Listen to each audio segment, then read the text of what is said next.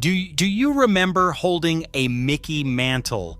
The actual piece of cardboard with his face on it and the stats on the back and the pink smudge from the bubblegum that came in the pack. You held it in your hand, you flipped it against a wall, you clipped it to your bicycle spokes with a clothespin, you shoved it in a shoebox under your bed with 200 others just like it. It cost you 5 cents. And what happened to it after that is a story that still keeps grown men awake at night. Before we dive in, hit subscribe and drop a comment letting us know where you are watching from. You bought them at the drugstore, after school, on the way home. The spinner rack was by the cash register, a wire display that held rows of wax packs next to the candy bars and the comic books, 5 cents for 5 cards and 1 stick of gum.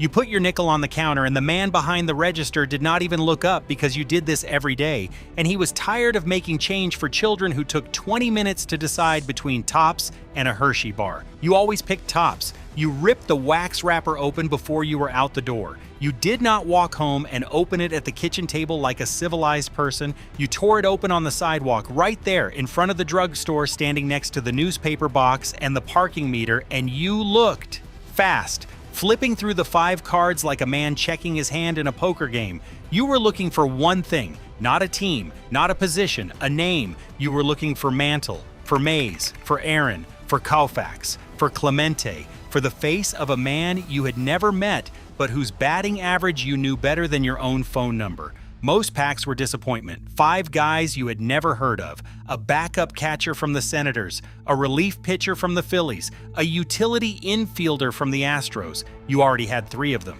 The gum was stale, and the best card in the pack, the one on top, the one that was supposed to be the prize, had a pink stain from the bubblegum that had melted against it inside the wrapper because the drugstore was not air-conditioned and it was August. But then, every once in a while, you ripped the wrapper and there he was, the face, the name, the number you had been chasing for 3 weeks, Mickey Mantle, card number 7, the New York Yankees, and you held it up and looked at it the way a man looks at a winning lottery ticket, except you were 10 years old and the lottery ticket cost 5 cents and the prize was not money. The prize was the right to walk onto the playground the next morning and say, "I got Mantle," and watch every boy in the schoolyard turn his head. That was the currency, not dollars, cards. The playground was a trading floor and every boy was a broker. You sat on the steps or the curb or the low wall by the parking lot and you laid your doubles out on the concrete and your friend laid his doubles out and the negotiations began.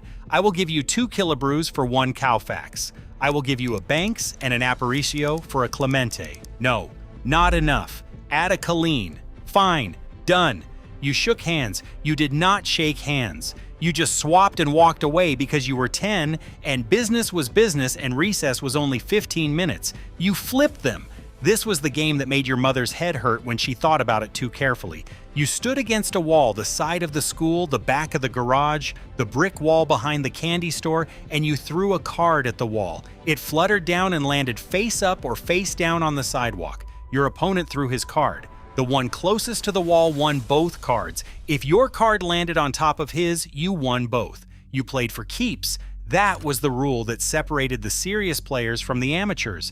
Playing for keeps meant that when you lost a card, it was gone. You did not get it back. You watched your Roberto Clemente flutter through the air and land 3 inches farther from the wall than your opponent's card, and your Roberto Clemente now belonged to someone else. You went home with fewer cards than you started with, and you did not complain because those were the rules and the rules were the rules. You clipped them to your bicycle, a clothespin on the frame, a card pressed against the spokes, and your bike sounded like a motorcycle. You rode down the street with the card going thwack, thwack, thwack, thwack against the spokes, and the faster you rode, the faster the thwacking, and you felt like Steve McQueen on a Triumph, except you were on a Schwinn, and the engine was a piece of cardboard with Nolan Ryan's face on it getting shredded 1 spoke at a time. Every boy who ever clipped a card to his spokes destroyed something that would later be worth more than the bicycle, more than the house, more than anything his parents owned. But nobody knew that. Nobody could have known that. It was a piece of cardboard. It cost a penny, and it made the bike sound fast. You kept them in a shoebox, under your bed, or in the closet, or in the bottom drawer of your dresser, under the socks, where your mother would not find them, and ask why there were 400 pieces of cardboard mixed in with the laundry. The shoebox was your vault. You organized them by team, by league, by favorites, or by no system at all, just a pile of cards held together with a rubber band that left dents on the edges. You knew what was in that box the way a librarian knows what is on the shelves. You could find any card in 30 seconds without looking. Third card from the bottom, under the rubber band, behind the Jastrzębski. That was where Mantle lived. And then they were gone. It happened differently for every man, but the story is always the same. You went to college, or you moved out, or you joined the service, or you got married and moved to the other side of the state, and the shoebox stayed behind, in the closet, under the bed, in the attic, next to the Christmas decorations and the boxes of Life magazines and the board games that had not been opened since 1967.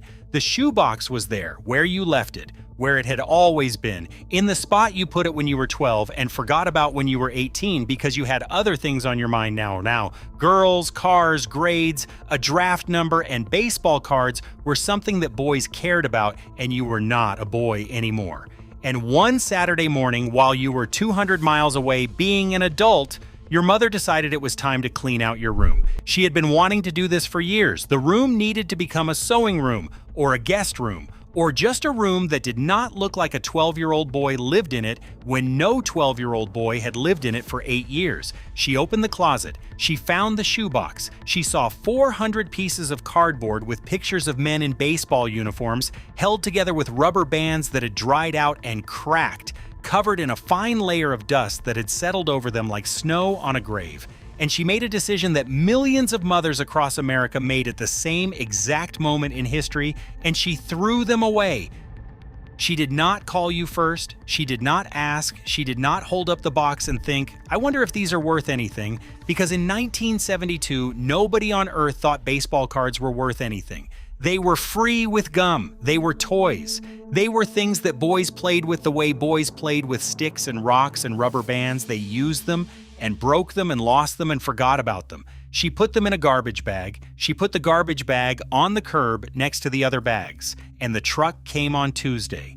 And Mickey Mantle and Willie Mays and Hank Aaron and Sandy Koufax and Roberto Clemente and Bob Gibson and Brooks Robinson and Ernie Banks and every card you had ever traded for and flipped for and fought for and organized and reorganized and protected under your bed for 8 years went to the landfill, in a bag, between the coffee grounds and the newspapers and the empty cans of soup you found out later, maybe a week later on a phone call, maybe at Thanksgiving when you came home and walked into your old room and opened the closet and the shelf was empty and you knew before you asked. You asked anyway. And your mother said she threw them out. She said it the way she would say she threw out an old pair of sneakers or a broken lamp, casually, without weight, without apology, because to her it was the same thing. And you stood in your childhood bedroom with the closet door open and the shelf bare, and you felt something that does not have a name in any language. Not anger exactly, not sadness exactly, something between the two, the feeling of losing something you did not know you still needed until the moment you reached for it and it was not there. She did not know. She could not have known. Nobody knew. In 1972, a baseball card was worth exactly what it had always been worth, nothing. It was a piece of cardboard that came free with gum. It was not an investment. It was not a collectible. It was not a retirement fund. It was a picture of a baseball player on a piece of cardboard that little boys played with and grew out of and left behind. Every mother who threw them away was being rational.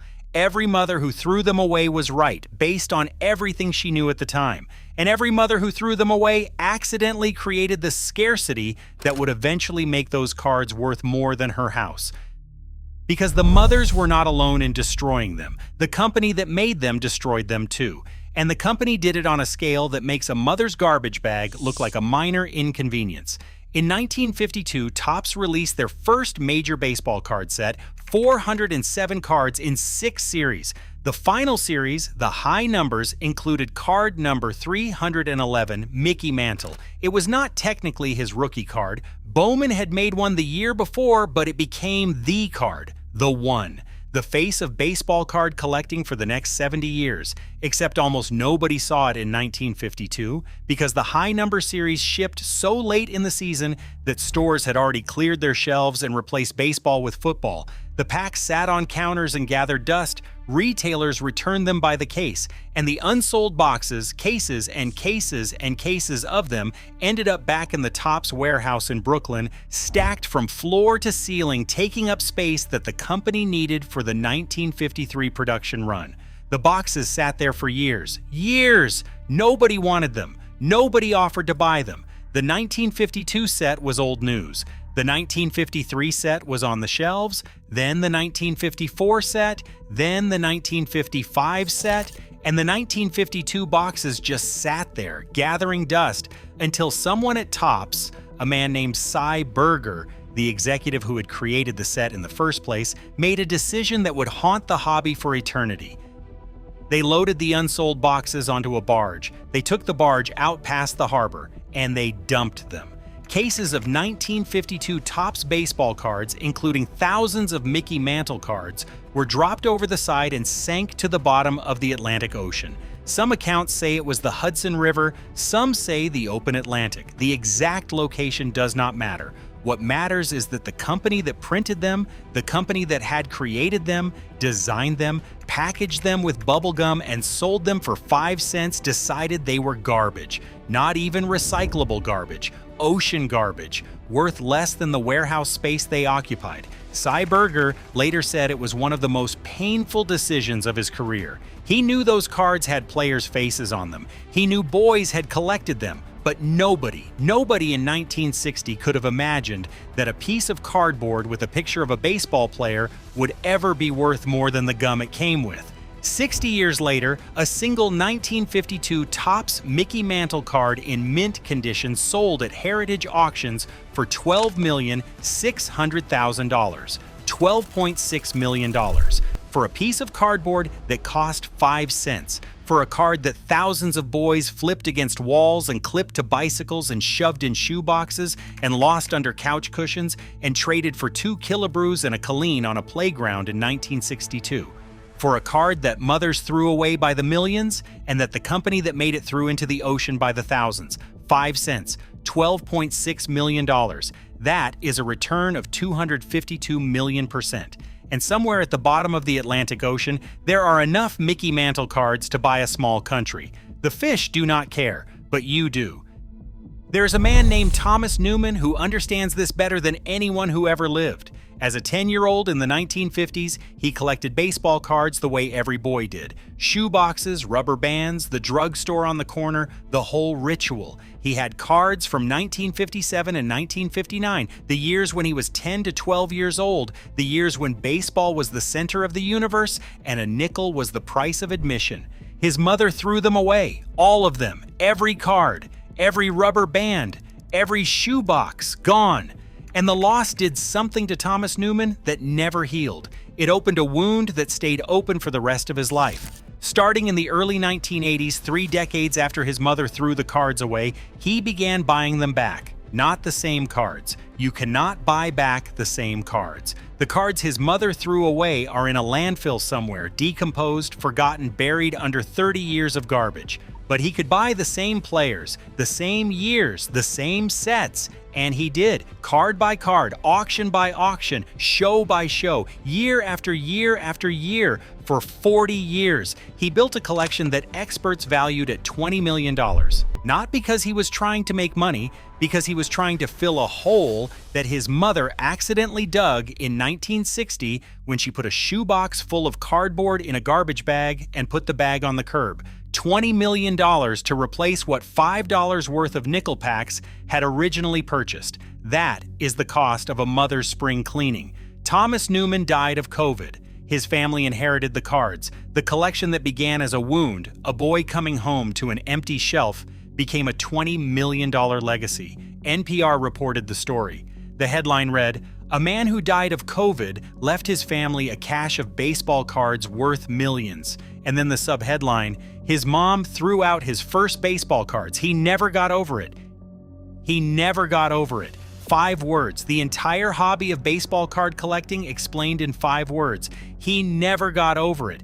And neither did you. You think about your own shoebox. You think about it more often than you would admit to anyone. You know what was in it. You remember the Mantle, the Maze, the Aaron, the Koufax. You remember the rubber band. You remember the order they were in. You remember the pink stain from the bubblegum on the 1964 Topps card that you tried to wipe off with your thumb and that never came off completely. You remember all of it.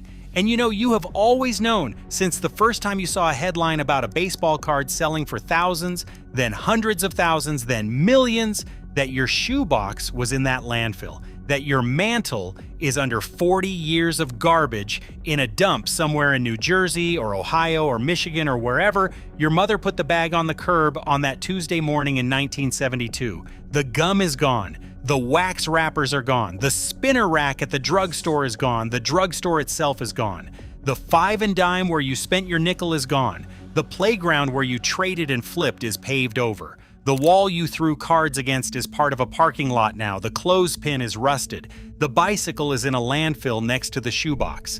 And the cards, the 5-cent pieces of cardboard with the faces of men you worshipped and the stats you memorized, and the pink bubblegum stains that proved you were there, those cards are scattered across a million garbage dumps and a million ocean floors and a million attics where a million mothers did exactly what mothers do, which is clean up after their children, even when their children are not children anymore, and the things being cleaned up are worth $12,600,000. You had them.